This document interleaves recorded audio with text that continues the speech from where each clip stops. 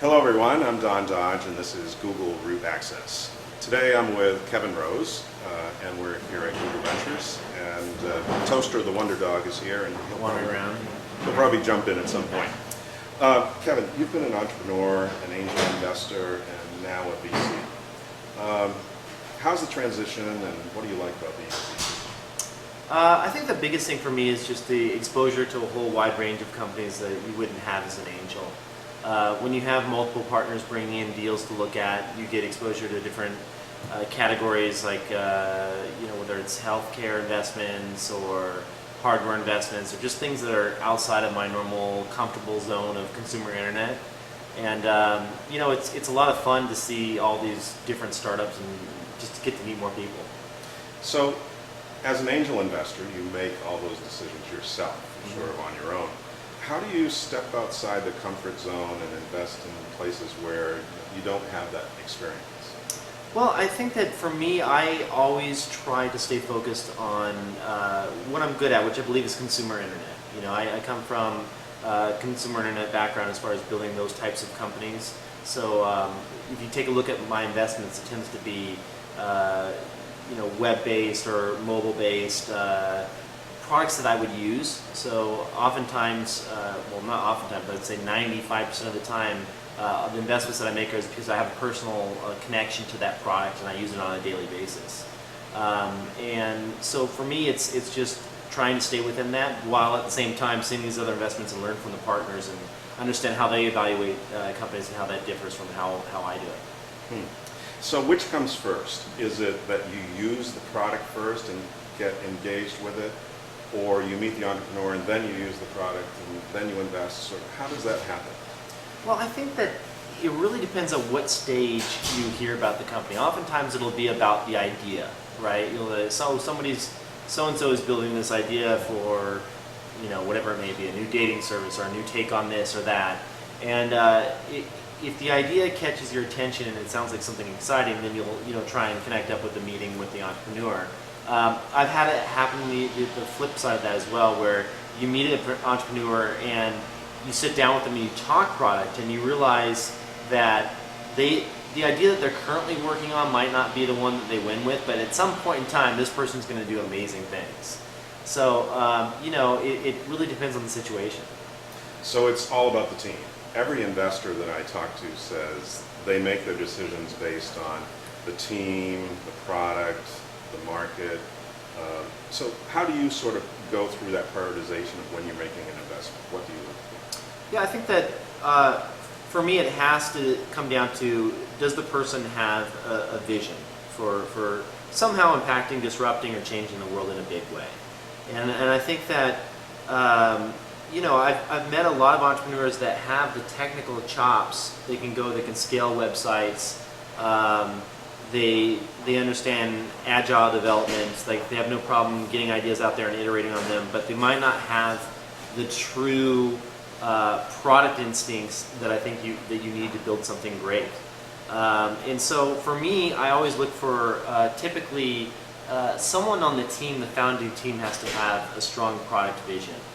And that's important. So what that means is that I've seen a handful of really strong teams that will create alternatives to existing sites today. Like I saw an idea for an alternative version of Pinterest that was very much looked like Pinterest, felt like Pinterest, but it was applied to a different vertical. And the problem I have with something like that is that these people aren't going to be innovating. They're just copying someone else with a slightly different take on it. And oftentimes those businesses really don't succeed because they're just trying to keep feature parity with something that someone out there that is really doing the innovation. And so I think innovation, a strong product team is the most important thing. I had an investor ask me this morning, as a matter of fact, about Drew Houston and Dropbox. And I remember in 2007, I was at the Y Combinator demo day, and there were hundreds of investors there, very prominent investors, and we all passed because, well, in my case, it was because Microsoft was doing things in that area, and there were a bunch of other companies that were doing it, so it just didn't seem that different or interesting to me. Yet, here we are 5 years later, and Dropbox is worth billions of dollars. So what do you think we all missed there? Or did you see Dropbox back then? Yeah, I saw Dropbox back then. I like you, I wasn't terribly excited about it. I don't know that I mean, time will tell whether or not you actually missed or not. Maybe you did hit dead on. And the issue I think that we all had is that we knew that at some point in time, the big players would make a move into this space. Right. And they did. They just now recently launched Google Drive. What's that going to mean for Dropbox? Maybe you made the right call. I think that one of the things that Drew was very good at is he was able to quickly launch a product and get that early traction, right? And so he has the base of users now. He is the big player in the space. But I do believe that as others with iCloud and you name it enter into this kind of storage, shared cloud-based storage, it's just going to be a war to the bottom. There's going to be everyone's going to condense the pricing down, and whoever has the largest volume and has the scale will be able to get the most attractive pricing and ultimately win. And I think that it's going to be a tough road for him going forward. Nothing to knock him as an entrepreneur because he's done amazing things and obviously built a great company. But I would not want to be in his shoes. I think it's going to be a tough battle over the next couple of years. One I did miss on, though, to your point about just missing investments in general, Pinterest. Pinterest is one that they gave me a term sheet, and then I had the option to invest at a $5 million cap. And I said no to it. There were 2 or 3 other players in the space. There was no clear winner. If you meet Ben as an entrepreneur, he's clearly a really brilliant guy, but he's not. He's more of a deep thinker and not necessarily a big, outgoing, exciting. He doesn't get you pumped up about what he's doing. He's just very thoughtful about what he's doing. And so I had left the meeting thinking smart guy, cool product. Didn't know how quickly he was going to continue to innovate on the product. Didn't know if there was a clear winner, and so I just passed on it. And it's probably something you don't use every day. It's not something I use every day. So that's the key right there. It's if you're personally excited about it and you see the value and you want to use it, then that puts you over the edge. Oh, absolutely. I'd used it a few times, thought it was okay. My feedback to him, I had some general product feedback around repinning and things of that nature. And I just you're always going to miss deals. It's just going to happen. We'll always be able to look back. But think about how many deals you say no to. I say no to so many deals. I would say out of 100 deals that I see, I probably say yes to maybe one of them. Right. And it's going to happen. You're bound to have a couple in there that you're going to miss. So I tell entrepreneurs that VCs say no 99% of the time. Sure. And so do you. And they say, what? I said, you probably have a stock portfolio, might have 5 stocks in it, and maybe 3 or 4 mutual funds. There are over 5,000 stocks. Right. So by picking 5, you said no to 99.99% of the stocks out there. Absolutely. So when I tell them that, they sort of say, oh, okay, I get it. So you're going to pass. I tell them, I say something very similar. And I oftentimes use the Pinterest example. It's like, I'm not always going to be, just don't take me saying no as like, oh God, this person that, I remember when I had a couple, when I was raising money in the past, I had a couple investors, like venture capitalists that I was a fan of, and they just didn't quite get it. And you walk away from those meetings and you just feel really frustrated. And you're like, gosh, man, I really would have liked to have that kind of that stamp, that seal of approval, from this person who I respect. Yeah. But it's just how it goes. Not everyone is always going to get your vision on day one. So how do you say no? That's one of the hardest things to do as an investor, because by nature we're very optimistic people. We want to see things happen and we want to help build companies, but we have to say no. So how do you say no? Well, it really depends on, oftentimes I do share with them that for me personally, it has to do with would I use the product every single day? And if I don't see it applying to me, I might think, and also the scale of the business. Like I don't want to do an investment in something that I think is going to be a $25 to $50 million business. I'm looking, for the next Facebook, the next Pinterest, the next big multi-billion-dollar business. And it's not to say there aren't a bunch of great companies in there, but if I want to see a return for my LPs and investors and everyone involved, I want to get those big hits. So, oftentimes I'll take a look at a business and I say, this is going to be an amazing lifestyle business. You'll be able to pay yourself 6 figures. It's going to be awesome. But it's not, it's a 10-person company, and go run it. And if it's your passion and you're passionate about it and you love it, have fun with it. Enjoy it. Like, build it into something great. It doesn't have to be a billion-dollar business. But that's just not the type of investing that I go for. And so, sometimes it's just explaining that. Other times it's explaining that I don't see myself using it every single day, but I'm just not their target demographic, so I just wouldn't make an investment. And then oftentimes it has to do with how much free time you have. I mean, there's only so much time in the day to spend with these companies, and I want to make sure that when I do investments, I will be super excited to spend as much time as possible to help these companies out. And if there's not that really good connection there, then it's better just to pass. So, a lot of entrepreneurs pick their investors based on how they can help them and add value. So, what are some of the ways that you can help companies that you invest in? Oftentimes I sit down with companies, and even before talking about making an investment, I want to see if there's a good product sync there. I would say that my strengths lie in products when it comes to helping define UI, UX for whether it's web or mobile or you name it. Guerrilla marketing. I love trying to figure out really sticky, useful ways that companies can get the word out there with spending very few marketing dollars. And so oftentimes, if there's something I really like, I'll see a product, I'll play with it, I'll take notes, I'll write down a page full of little subtle questions I have about the product, and then I'll sit down with the entrepreneur and say like, hey, obviously I'm an investor. Let's talk about the product first and foremost. And we sit down and we discuss all the different points about what they're trying to create, what's working, what's not.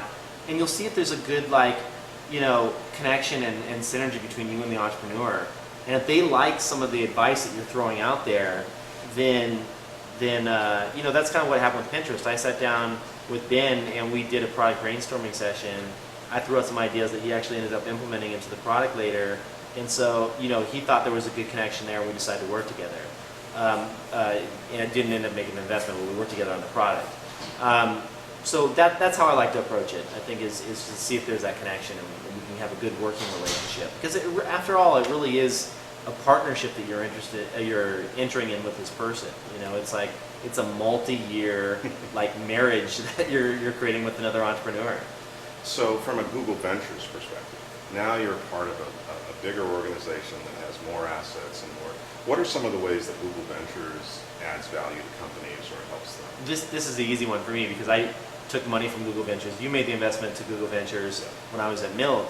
And I remember you saying hey, you should check out Google Ventures. They really offer something unique and different. And I really hadn't seen behind the scenes what Google Ventures is all about. Typically, you think about big, more strategic venture funds that come out of big corporations like AOL Ventures or Nokia's venture arm or you name it.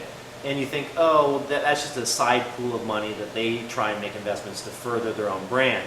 Google Ventures being an independent kind of standalone venture capital firm that just happens to have Google as the single LP is very unique in that we can make investments in things that are even competitive with Google. And I think that Google believes that when we go out and make investments into technology companies and they flourish, it's just better for Google overall. More people using computers and search and devices and the web is a better thing for Google. And so, that was exciting to see that there was that church and state that was happening between Google Ventures and Google. But on the other piece of it being the components that had been built out inside of Google Ventures from a recruiting standpoint, from a design standpoint, scaling, you look at the kind of the firepower that Google Ventures has to bring to the table. So if you're having issues with recruiting, we have 3 full-time recruiters that go out there and help place real people in the companies. That was one of the biggest challenges we had at Milk was finding high-quality engineers to join the team.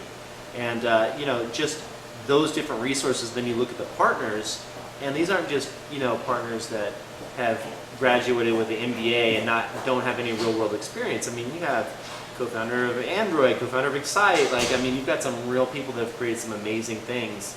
And so, you know, before I even joined Google and when I was at Milk, and I realized all the value that they could bring, it was a no-brainer to open up the round. We actually had closed our round. We went back and opened it back up just to let Google Ventures in. Yeah, I remember. Thank you. Yeah. Most startups say that hiring people is a huge problem. Sure. And design. Even very prominent startups, names I won't mention, came to me and said, we need help finding designers. Sure. We need some design help. Those happen to be the two things that Google Ventures focuses on, not by coincidence. Yeah, I mean, it makes sense. Design, I think high quality designers are the new high quality engineers. Like, it's like the hard thing to come by now, you know? It's like, there's just, I think the bar has really been raised. I think partly due to Apple's success and the attention to detail that they put on design, I think requires a level of fit and finish and polish that we hadn't seen before. The fact that when people install mobile applications, oftentimes they give it kind of one shot, and if they don't like it, and if you remove an application, the hurdle to get that person to then go back to the App Store, find the application again, reinstall it and try it again is so high. So you have to really put a lot of extra time and thought into your design and making, you know, not only beautiful and elegant apps, but also easy to use apps. So that user experience, that first time experience with the app can make or break. Oh, absolutely. I mean, back when in Web 2 days, like, you roll something out there as quickly as possible. Users were very forgiving, you know, and you'd polish it on the fly. You'd roll in updates every month, 2 months, and it was okay if certain things weren't fully thought out. And I think that in the app world, that's a little bit different. So I say today it has never been easier to start a company, but it's never been harder to build a business. And what I mean by that is it's cheap to start a company. You can do it pretty quickly. Yet getting user traction, getting a revenue model, building a business is much, much harder because there's so much competition. Have you found any ways that, you mentioned guerrilla marketing and helping things go viral. Are there any secrets there, or is it just keep trying things until it works? Well, I think it comes down to, it really depends on the app, but ultimately it comes down into how can you turn your customers into true brand advocates for what you're doing. And sometimes there are tricky ways to do that. Other times there are ways that you can make it seem as part of the utility. Like, you know, on Instagram, one of the ways that they spread so quickly is they created all these easy hooks into all the various social networks, and people thought, oh, I want to share this beautiful photo out with my friends and family, so of course I'm going to tweet it, Facebook it, Tumblr it, you name it. And I think that just thinking about what those hooks might be for your own product is really important. I saw a product the other day that had these really clever quotes throughout the experience that were kind of catchy and cool, and it had like a little bird next to it, and you could just like tap it and it would like make this beautiful animation occur where it would tweet out that quote and then put a little hashtag to the game. And the quotes kind of didn't make sense, but it was kind of cool in that way. You wanted to tweet out these weird kind of funky sounding quotes, and you were on the inside, and it gave you this feeling of being in on the know on something cool that not many people knew about. And so you saw this, you know, you go and visit the hashtag, and there's just thousands of people tweeting these really funky, weird little quotes about the game to try and hook you in. That was a very creative way of tying in social to get some distribution. I think it really, obviously it's on a product by product basis. I worked with Fab, with Jason over there on ways in which you encourage users to come in with monetary incentives, whether it's $10 off, whether it's, you know, 3 friends buy this item, you get it for free, trying out those different ways and seeing which ones are going to bring in real lifelong customers into your product. I think is, you know, just understanding which different kind of levers you have to pull to be able to get that customer and get them to be that advocate, I think is an important thing.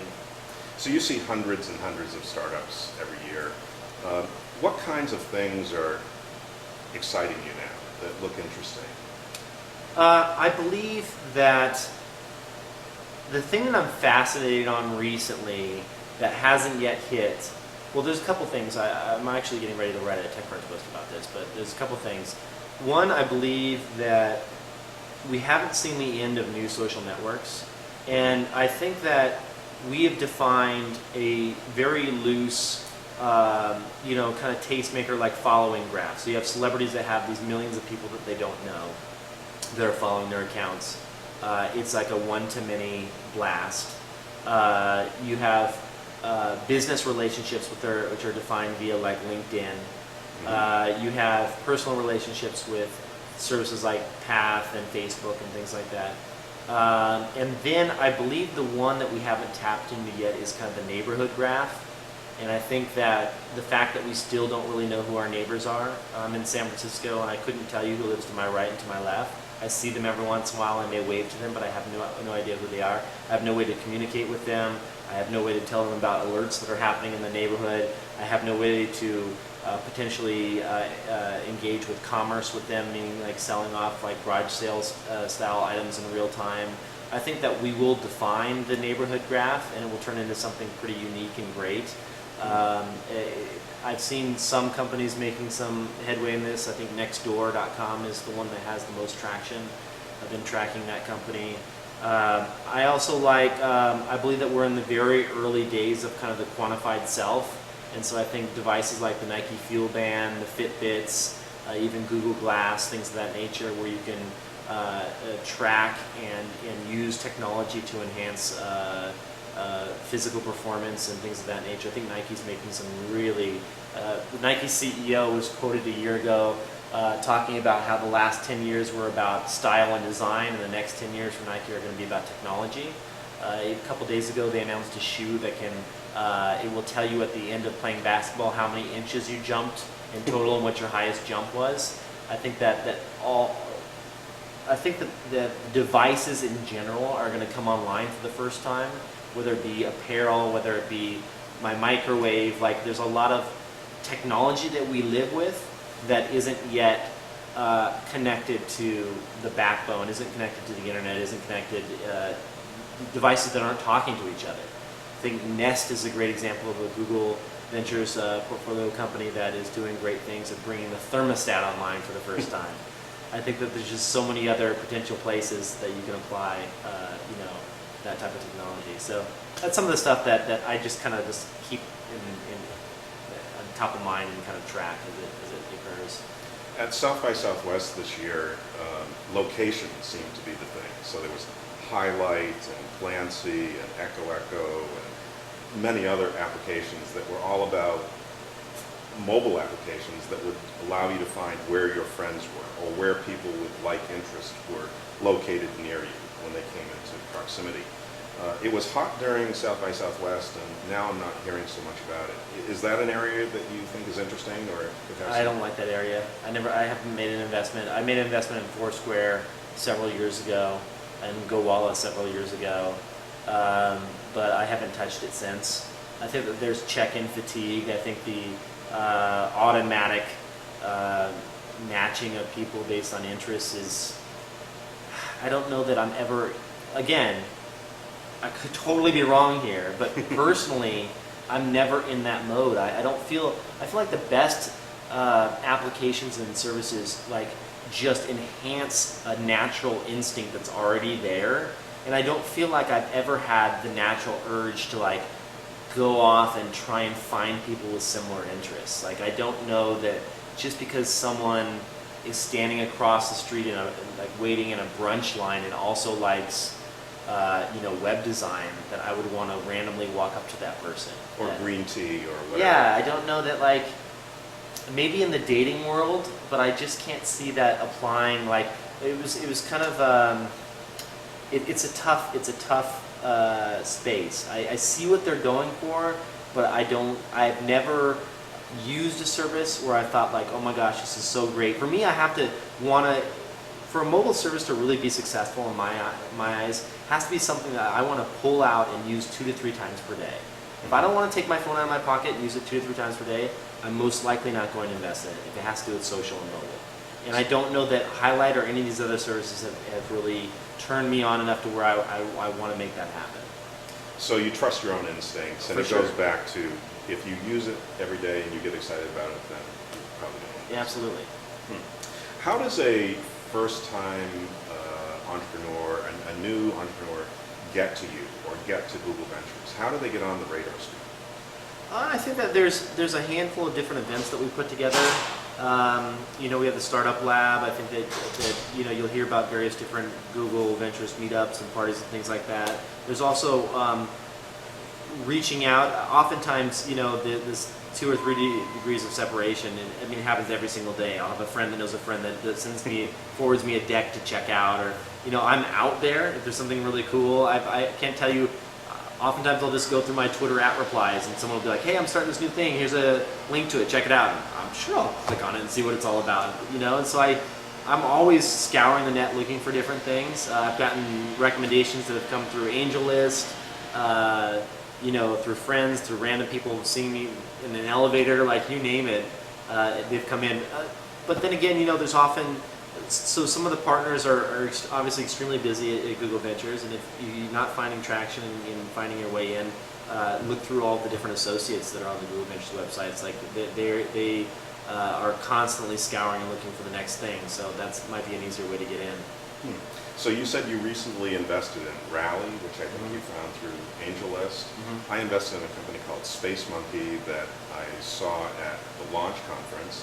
So conferences, people referring companies to you, AngelList, those are the sort of traditional ways? Yeah, absolutely. I'll be going to TechCrunch Disrupt and doing some judging there, and so I'll be checking out all the different companies that are there.